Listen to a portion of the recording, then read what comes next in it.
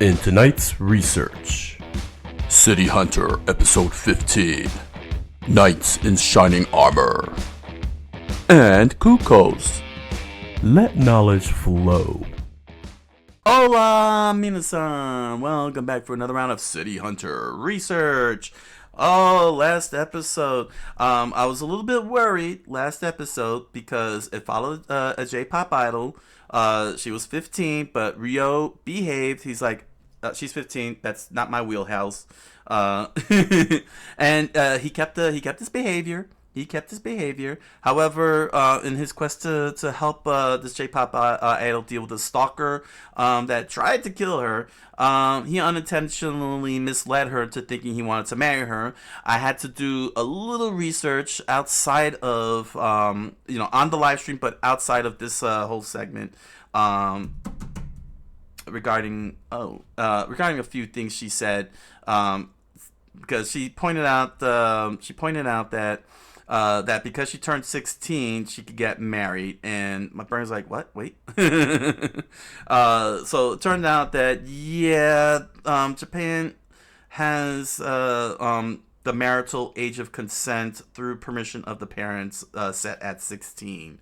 That's why she made that remark that since it was her 16th birthday, she can get officially married, and that's because Japan legally has an age of consent law at 16 for marriage, so long as it's the parents' permission. But thankfully, Ryo had none of that in his mind. He had none of that in his mind. He paid no attention to it. His whole focus was shooting the dude that was about to stab her in an improbable shot, in which he was successfully able to hit the blade and shatter it, and she was able to defend herself. So, so thankfully, he didn't get all creepy in there, but it really was very weird. She made that note, and I had to check it out myself. So, today's episode: Ryo's an instructor at women's school to protect this sweet young lady. According to the description, Yuko's back. That means the Yakuza is back. That means the weirdness is back. Because keep in mind, last time she said she fell in love with him. So, oh boy, she's gonna be doing things to tempt him, and she's 17, going on 18, which is even more crazier. So, yep, yeah, he better behave himself. Call to action: comment, like, subscribe, follow, hit the notifications bell, and let's begin the research. No. Oh my gosh, what the hell? Thank you.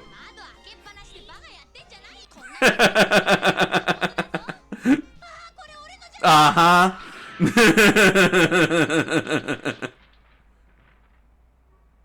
And yes, somebody caught it. Oh gosh. Even the hammer? So the hammer is not a metaphor for her slapping him. It really is a hammer. Oh, this is a different character? I thought it was the Yakuza. 実はあなた様があるお方にそっくりでして、あれはもう10年も前のことです。優子様が誘拐されかかったことがあるのです。あれ以来、優子様に近づける男性はごく限られた人たちだけ。その時優子様を救ってくださった方に、俺がそっくりだってそういうのか？Oh. 誘拐犯は2人だったのですが、その方はあっという間に2人を倒してしまいました。その場にペンダントだけ残して。優子様はいつかまたお会いする時まで、未だにそのペンダントを片時も離したことがありません。優子様にとってあの方は白馬の騎士だったのですな。さえば様。そのナイト役をやれと。いや、まだ重要な質問が残っている。I was just thinking of my book, seeing him standing at the window.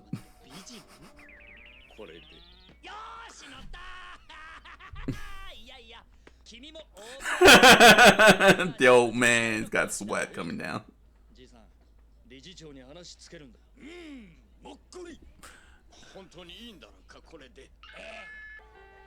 University, okay.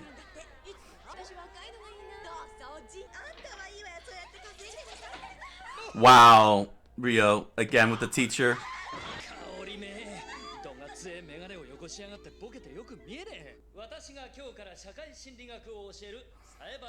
Wow, he's gonna do psychology, given his brain. Oh, God. Oh, no.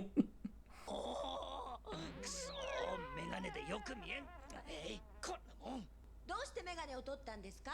まあこうすればよく見えないから緊張せずに済むと。ねえ、ゆうこ、起きなさいよ。いいよ、興味ないもん。やれやれ、初日の講義から居眠りとはね。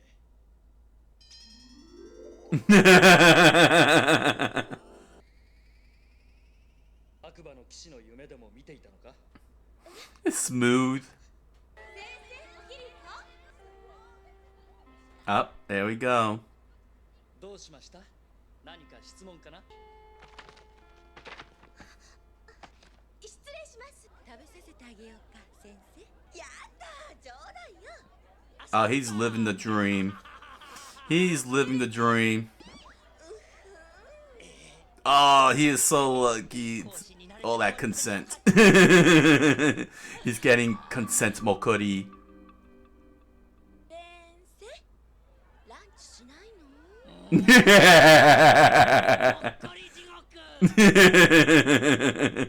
どうかい？いいえ、なんでもありません。Uh-oh. Knife. How did he know?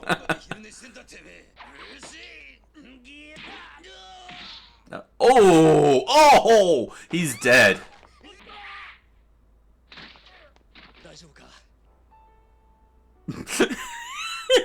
He's playing that out. ほらね、悪魔の騎士じゃないでしょ？私、ナイトの夢なんか見てません。おっとっと、逃げてばかりじゃ何も解決しないよ。お嬢様お迎えに参りました。 Good. こちらは He's like, who's this? やっぱりできません。私にはとっても。まあ、あんたがやらなきゃこっちがやるまでだが、あんたのひき逃げ事件も世間に知れることに。それが嫌ならあんたが言うこと。 Oh. そうすればひき逃げも知られず片岡家の財産もあんた一人の。Oh. どうせ言うこと血のつながりはないんだろう。いやー、しかしあるとこにはあるもんだね。男嫌いね。いえ、奥様、こちらは大学の先生。Ah, they're playing it out. Okay. あの大学も落ちたこと、この方が先生。弾みな行動は慎んでもらわないと困りますわよ。Hmm. まだ恥をかかせないでね。What? You ain't the mother? What the heck you talking about? Shame to you. You go. Don't even listen to that. 私家を出ます。先生、私と一緒に来てください。ね。しかし君をこのまま迎え入れるわけにはいかないよ。こんなにいっぱい僕のマンションに。 Oh my God! She brought truckloads. すぐに持って帰らせなさい。 Wow. She moved the whole mansion. そんな子を寮と住まわせるなんて。今回の俺はね、白馬の騎士。 Ah, jeez. That's what Cody's worried about. 先生。いや、トラックは返しましたか？私の部屋はそちらは？え？これ。Oh! That's rotten. Punch him. 先生、ちょっとこれを見てください。 Oh no. この写真を見てください。私が10歳の時の写真なんです。あ、そっか。 Yeah, he's not the one. 四谷さんって中曽根さんに似てる。冗談だよ。君も可愛いよ。とっても。そうだ。弟さんなら何か知ってるかもしれない。お兄さんのことでぜひ聞いて。Oh no!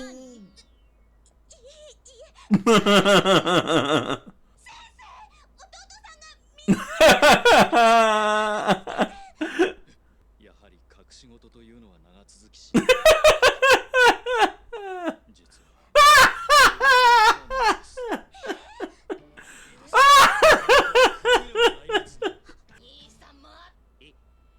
You're dead. なんだかだんだん傷が増えます。 And she's still not reading the picture. ローレスごっこが好きな弟でそれで生傷が絶えないんですね。傷、あの方の胸には傷跡が。Ah. 先生の胸に傷跡がありませんか？君のナイトにその傷があるわけか？俺に傷があって君のナイトだったらどうする気なんだ？俺はごめんだね。自分の運命から逃げてるお姫様のナイト役なんて俺に逃げ込まれても困るんでな。He's pushing her away. Good. 逃げ込める場所があればよかった。Uh-oh. They're here.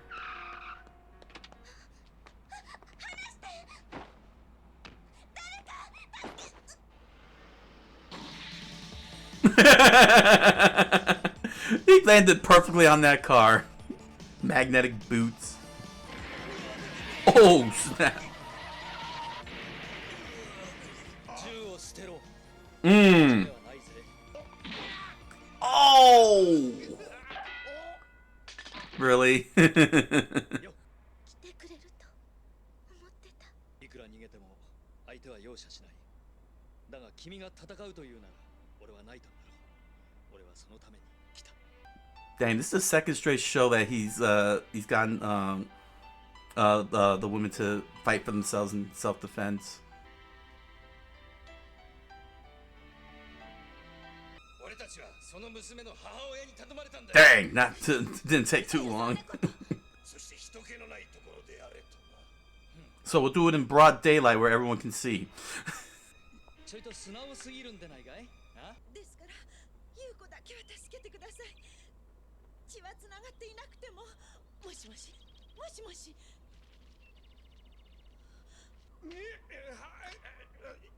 鶏さんのごちそうですよ。 Do I hear chickens? さてお次は落としちゃダメ。 I do hear chickens. はーい、注目。 Oh, nitroglycerin. No. そして決まり。じゃーん。 Oh my gosh, this is so elaborate. Oh my gosh, they're about to get Legend of Zelda by a bunch of cuckoos. Oh, that is horrifying. 家では中止だ。からくりが読めた。 The tiny car. お嬢様。四谷、お母様はどこ？お母様。 Dang, she brought out a rifle. こっちに来ないで。許して。 Oh!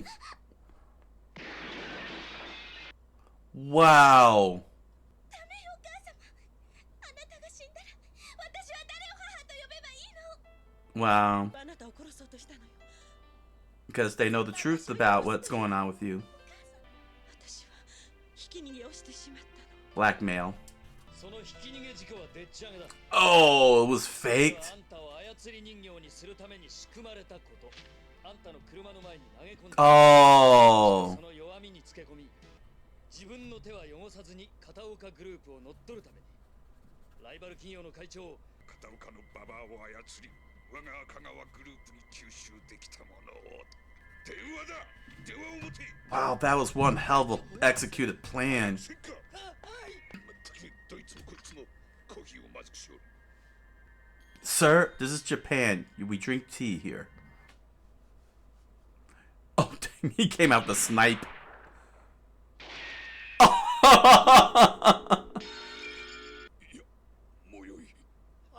The message is clear. 片岡グループからは手を引く。 Wow. 赤川会長狙撃される。幸い銃弾はそれてコーヒーカップ。それたんじゃなくてカップを狙ったんじゃないのかな。 That's a good way to put it. あの人が去って消えたものがあるわ。そしてこのメモが始末料として俺の昔の忘れ Wow, so it really was him. さえばサエバリョウ、あの人は私の本当のナイトだった。あの子は結局俺を弟だと思ってんだぞ。りょう、あんた本当にあの子の。本当のこと言ったらお前焼くんじゃない？ He's done a lot of things in the past, clearly. Wow, Ryu really improving on being on his best behavior. And because he was on his best behavior, he got some mokori consent. He got some consent mokori. But he had a mission to deal with, and that was playing the role of a knight in shining armor, a very standard trope, found especially in the old Arthurian tales and the old tales of fantasies, especially high fantasies. But that usually deals with medieval knights, and it's a very standard trope in writing, especially in the modern days. Usually, it commonly involves, of course, the male hero rescues the damsel in distress, and in her eyes, it's the knight. He's the knight in shining armor. It's very paint by numbers type of storytelling. Knight in shining armor over here on TV Tropes, the medieval knight who fights baddies, whether villains, knights, or dragons, and in the tourney, gotta have that. Charms ladies without deliberately seducing them, behaves honorably, and saves the day with his sword. But also any hero who behaves similarly, invariably lawful, good, and honor bound. First appeared in the chivalric romance. He has a very high incidence of having a bodyguard crush and rescue romance. Basically, the sort of like as Doc Brown put it in Back to the Future, the Florence Nightingale effect, where the female instantly falls in love with the guy she sees, given the circumstances. In the case of the Florence Nightingale effect, it's she falls in love with the injured male. In this case here, with Knight in Shining Armor, she falls in love with the hero almost immediately.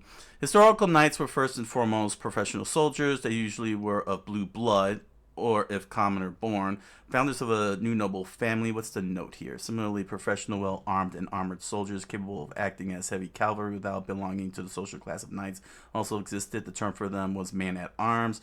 This term could also be applied to knights, though essentially all knights were men-at-arms, but not all men-at-arms were knights.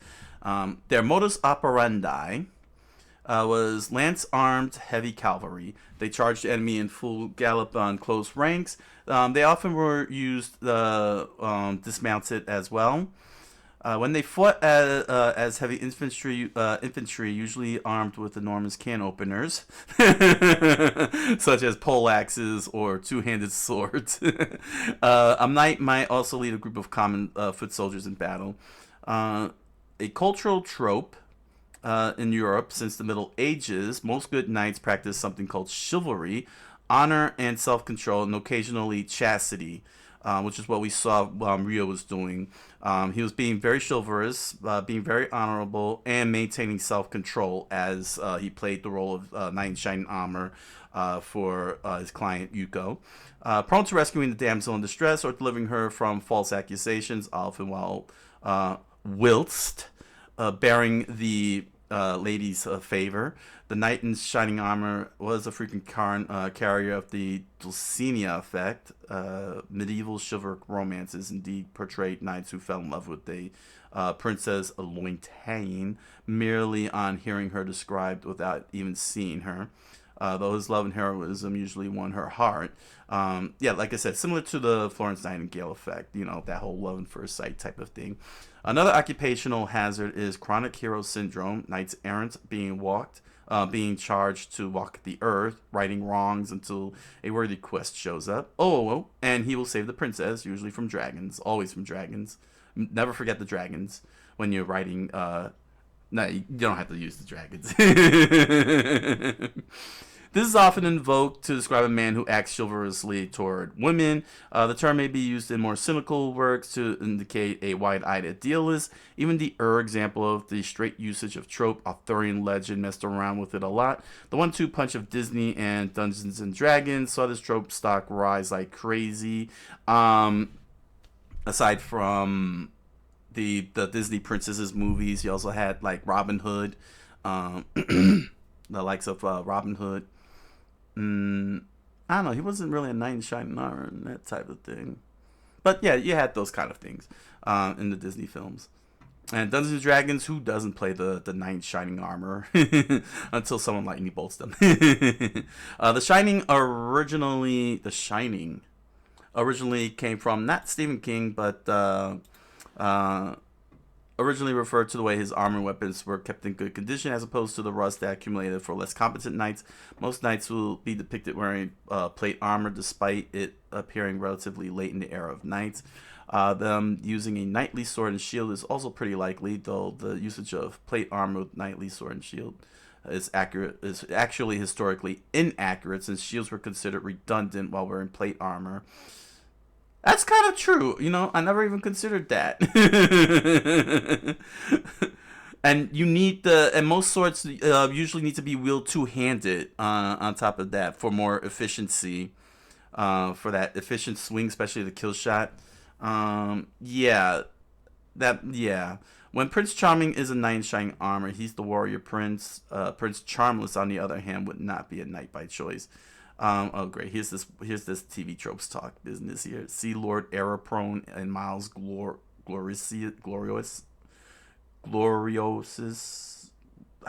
Gosh, man, the things they come up with for common variations.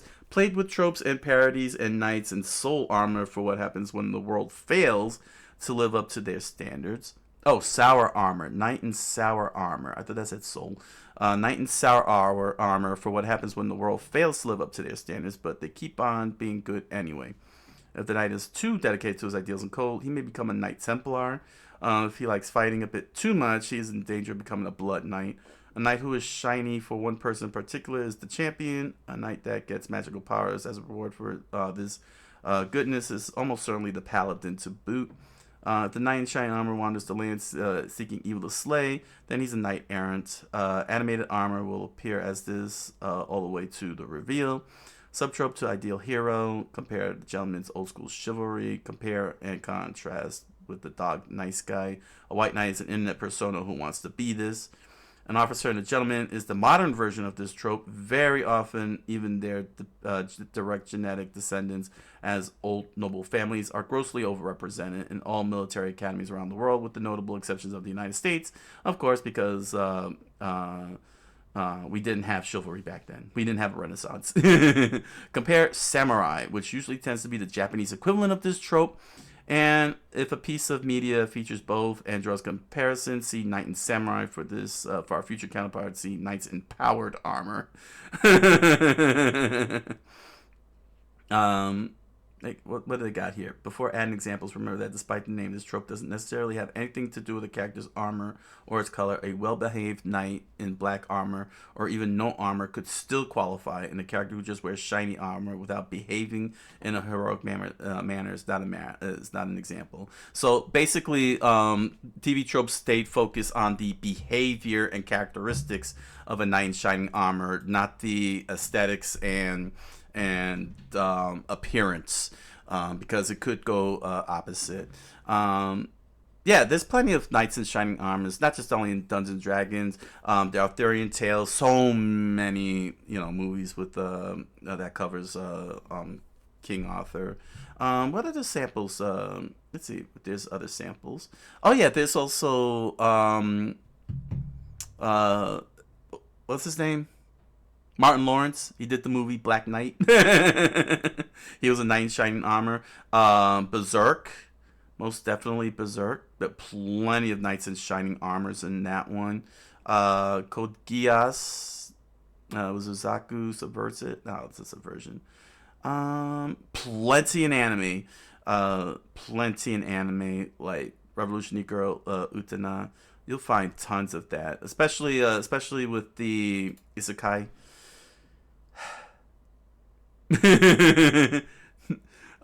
Films that are animated: Disney All the Way, Sleeping Beauty, Snow White, Tangled. Has knight in shining armors. Enchanted definitely had Prince Edward. Another fun example is Shrek, of course. Shrek, not just Shrek 2, but Shrek 1, because Shrek actually wore minimal armor and was supposed to be the knight in shining armor. Yeah, so there were plenty of examples, and you'll find tons in video games as well. Lots of that, like Dark Souls especially. What is a knight in shining armor by J.E. Holloway at languagehumanities.org. Knight in shining armor is an idiomatic English expression describing a heroic rescuer. The term has its roots in romantic depictions of knighthood in the Middle Ages, particularly stories and poems relating to the legendary British hero King Arthur. This expression seems to have originated in the late 18th century, if not before. Although its figurative meaning became more common during the 19th century, it is equally common in both British and American English, although the British spelling of armor is amour. The first recorded version of the phrase occurs in 1790 satirical poem by English poet Henry Pye. Pye's poem contains the praise of the knight in shining armor dressed, the shining armor dressed. Although this may be the origin of the phrase, at this point it is simply a description of an idealized age of chivalry rather than a stock phrase. Pye's poem, however, relied on the romantic associations which would make the saying popular. The term knight derives from kinnicket. Is that where they got it from? The Monty Python and the Holy Grail, like nick it. When the French was like, you can nick it. There it is, kinnick. They were speaking old English. Oh my gosh, no way. Oh, please confirm that, somebody down in the comments. An old English word, which originally meant nothing more than a young man, by the Middle Ages, however, became the English equivalent of the French chevalier, a term which likewise originally meant only a horseman, but came to have more complicated social meanings.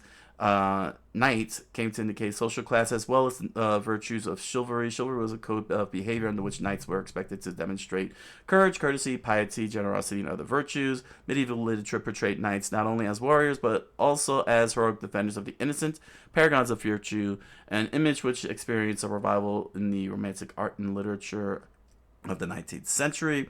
This romantic conception of chivalry lies behind the expression. The person described as knight in shining armor is being characterized as a heroic rescuer. This can be the case even in small matters. A person who brings a co-worker a cup of coffee at a crucial moment might be described as a knight in shining armor. The comparison expresses gratitude in a slightly exaggerated way, using comedy to diffuse the minor social awkwardness involved. Knight in shining armor is often used as a negative comparison. Many modern speakers see the image of chivalrous hero as a corny stereotype, an unrealistic standard for the complex. It's fiction! Fiction is not real life. I may not be a knight in shining armor is a common form of negative comparison.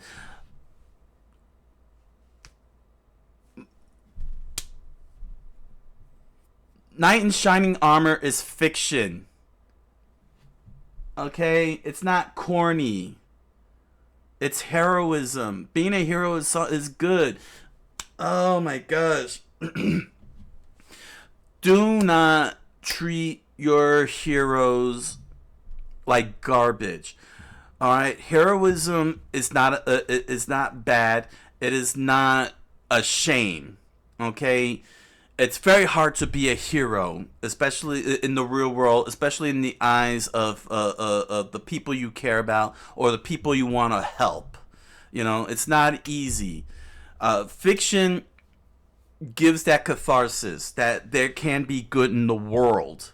You know, it gives the notation that people can be good in the world, and there are good people out there in the world. You know, there are people who want to do the best good that they can, and in the eyes of people, you know, they can be seen as a knight in shining armor. You know, and might be called that. It is not corny. It is not a corny stereotype. Okay. That means something, you know. And in fiction, heroism should not be treated with a shame, that that depicting heroic characters as knights in shining armors is something to be treated with disdain. A good example is Superman. Superman is a knight in shining armor. Okay, he's definitely the quintessential knight in shining armor, and there's too many people that dog him because of that. They say, "Oh, it's corny," but they miss the whole point. You know, knight in shining armor is supposed to be the best of us as human beings, showing that we can be bring out the best in us. You know, in the eyes of the people that we care about or the people we choose to help. You know, it's supposed to be our best. You know. And when you say that Superman is corny, or any other knight in shining armor character is corny and it's unrealistic, does not understand heroism. You know, it's not easy being a hero. Firefighters are heroic. They definitely are knights in shining armor. They are going into literal flames where just being here, I'll give a good example. All right, let's say we got 2 books here. Okay. Now let's say that the distance between the books is like this here. Let me see if I can show it to you. All right, so you see the distance here. Right here in my hand is the firefighter. The flame is over here. Okay, the distance, despite the fact that the main fire is over here, its heat is intense over here. Your body can boil if you're not in protective cover of the fire. Okay, now imagine being a firefighter and you're right next to it as it's burning the wood and furniture and everything around at a very high rate. Okay, and they're doing that to rescue people, to save their livelihoods. You know, those are knights in shining armor because they're running into the fray like a knight does. You know, they're jumping into the fray. If you're gonna sit there and say that that's corny, then you really have zero concept of heroism, and you are highly nihilistic, and that's not a good mentality to have. You know, to have so little faith in the good in people. You know, and the same goes with Superman. You know what I'm saying? Superman is a great example of a knight in shining armor. He's not perfect. You know, people forget. He doesn't have a lot of he's not a perfect person. But the thing is that, you know, he grew up a farm boy, you know, and his whole brain is hardwired of being Clark Kent. He doesn't see himself as Superman. You know, he dons the Superman because he wants to do good in the world, but somehow that's corny. It's corny off its rocker for some weird reason. But to put it simply, and I've seen a lot of comments, especially, you know, all around the internet. Lex Luthor, Superman's main villain, is a normal human being, and from what and from the comments that I've read on the internet, they say it best that Lex Luthor hates Superman because he can't believe a person with all that power would not use it to like take over the world or conquer or do something extreme. That he would just use the power for the sake of good and show a level of restraint. You know, that level of restraint. In other words, if Lex Luthor had Superman's powers, he would totally take over the world. And the thing about Superman, and the most wonderful example of Superman the Animated Series, was the episode The Late Clark Kent, in which everyone thought Clark Kent died, the reporter. And there's Superman, there's Clark himself, Clark Kent, dressed up in the Superman costume, back at home at the Kent farm, sitting there all brooding after hearing the news report of his death, his quote-unquote death. And his parents says, listen, you may have to be Superman for the rest of your life. And his response was, I can't be Superman. That's not me. I am Clark Kent. I cannot be Superman forever. That sums up basically what Superman is. Who Superman is. Superman is not Superman. He's Clark Kent, who costumes up as Superman and goes out and helps people. He uses his powers to help people, and he does even more as Clark Kent by becoming a reporter, an investigative reporter, where he goes and helps, helps people, helps people out. You know what I mean? Like he'll call out Lex Luthor for doing something corrupt, and put that on full blast on newspapers. You know what I'm saying? So he gets other victories as well without having to be Superman. You know, and he, and he's just being a good guy, and people for some reason can't grasp the concept of a person just wanting to do good for the sake of doing good. It's not weird, it's not weird at all. We see it with firefighters, we see it with the firefighters. You have to have that, you have to have a strong heart to do something like that, like doing it for the sake of saving others' lives, for the sake of good, because that's what firefighters and others like them, many first responders, do when they go out into the fray. They're trying to save lives at the expense of their own lives, and that's the knight in shining armor, And to say that's corny, is very nihilistic, and wrong. That's wrong.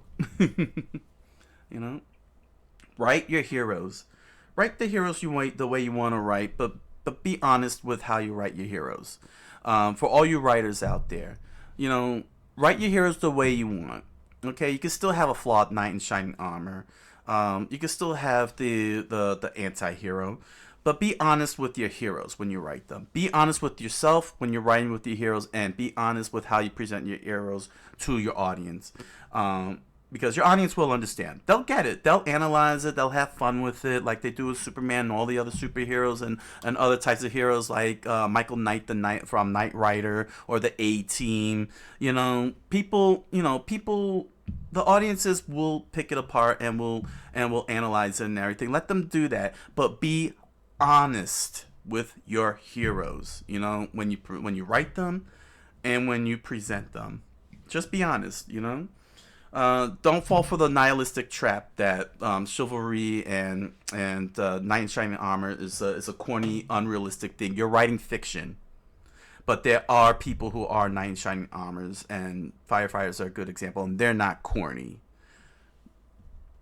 So, there was a fun little thing that happened in today's episode, and it got me thinking. And I believe, and I made it, and I said it very clear. Rio captured the two kidnappers, and he tied them up and tortured them by bringing out the chickens and got them pecking. And it got me thinking of the ever classic creature, everyone's favorite chicken, the Cuccos from the Legend of Zelda series. Everybody loves doing it. They made their debut in A Link to the Past, and has become a standard staple known as the Cuccos Revenge Squad, in which you can hit the Cuccos over and over again, and then a whole flock start attacking you and literally do damage. Like, you can die. And I have died to them. We all died to them. That's a rite of passage. Dying to a Cuccos is a rite of passage. Also, you could pick them up, and they'll act as hang gliders to float down onto the depending on which game. They'll help you float down to the ground and control your descent. They are a standard staple, as standard as the ever classic bird from Final Fantasy. Why did it escape my head? Oh my gosh. Every Final Fantasy fan is gonna kill me. Chocobo. They're the standard chicken of the Legend of Zelda, just like the Chocobo of Final Fantasy, Link to the Past, Link's Awakening, Ocarina of Time, you name it, they're in it. It wouldn't be a Zelda game without a Cuccos. Most definitely would not be one without Cuccos. So, one of the fun things about it is getting the revenge squads out, and this is coming from Nintendo Unity channel on YouTube. If you want to read more about the Cuccos, head over to Zelda Wiki, the Zelda Wiki. So this is the evolution of revenge squads from Nintendo Unity channel on YouTube. Here we go. The Revenge Squad. Here's a few samples. This is from A Link to the Past. As you can see, you just beat them up, beat them up, beat them up, beat them up, beat them up over and over and over and over and over again, and there they come. And as you can see, you're taking damage, and you can't fight them off. That's the thing; they will follow you everywhere. Oh no, they didn't follow you everywhere. Well, they will follow you everywhere for the limited time. Here's Link's Awakening. This is what happens when it's on the Game Boy. When you hit enough. Hit a lot. There they go. I was about to fast forward. And of course you get the slowdown because you have too many assets on the screen at once. And yes, as you can see, Link is losing his life, and does he get hit? Yep, there he goes. He dies. That's what happens. And for a more modern example, here's Majora's Mask. Let's see here. Here we go. Here's Majora's Mask. There's the Cuccos. You gotta lock on. And there they go. Look at them just run all over the place. Picked a very cramped area though. But yeah, they run over him. Oh, okay, they got it. You gotta get a shield up. Oh man. It's pretty cool. And finally, let's see here. Oh, this only went up to Hyrule Warrior Legends. All right. So let's go here with Wind Waker for one last look. Beat up on the Cuccos, and oh, you get to fight the pigs too, huh? Oh, that's funny. This is a more pig example here. And they start trampling all over you. So be careful with the animals you beat up in Zelda. If they're not turning into meat, like in Tears of the Kingdom, Breath of the Wild, they're going to go after you and cost you a fairy, like in this case here, and get you out into the water, chase you into the sea. Oh my gosh. That's hilarious. So, Link Between Worlds. Yeah. So those are some examples of Cuccos, and that's what Rio basically did to the kidnappers. That's what he did to the kidnappers. He just basically unleashed the revenge squad on him. Oh man. Hola, Minasan. This is Coqui-san here. If you're wondering why this happened, the original review segment of this video got ruined because the video player that I was using to react to City Hunter glitched out on me and was playing the audio while I had it paused, while I had the video paused. So it kind of ruined all the review. And during the whole entire review, I was like, why is this thing glitching out? But because I didn't have the earphones on, I didn't hear that the audio was going on. So pretty much almost the whole show was playing in the background while I was giving my entire review. Thankfully, it didn't affect the research. Thank goodness it didn't affect the research, only affect the review. But I felt, especially since now that I am shifting the review segment to be about 3 specific moments of a show, I decided that I'll just give just some quick thoughts to close out this method of reviewing, and look forward to all of you sharing your thoughts on what your favorite moments, your meh moments, your dislike moments of the show will be once I post up Magilumiere and Secret Level this week as of this video. So I just thought I'd give you the quick heads up on that. Quick review. It was a fun episode. It was really well executed. Rio was not only funny, but Hojo-san, the creator of City Hunter, did a good job keeping Rio from going over the top with the Letcher jokes, the Benny Hill jokes. It was still funny. with the chickens, the torture device with the chickens. It was very shocking with Yuko's mother attempts on her life, on her own life.